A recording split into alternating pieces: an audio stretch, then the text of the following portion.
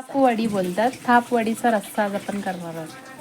हे चण्याचं पीठ आहे ना ताई? ह्याला तिखट मीठ आणि हळद आणि तेलावरती त्या पिठाला परतून त्याला ते थापून ठेवायचं.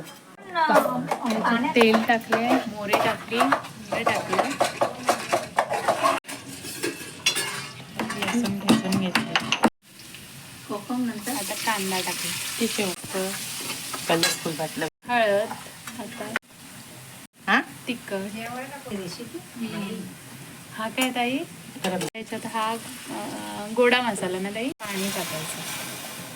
आता मीठ टाका. आता या वड्या बघा पाडून झालेल्या. आता याच्यात एक कोकम टाकलेले आहे. आता याच्यात एक एक वडी सोडते ताई.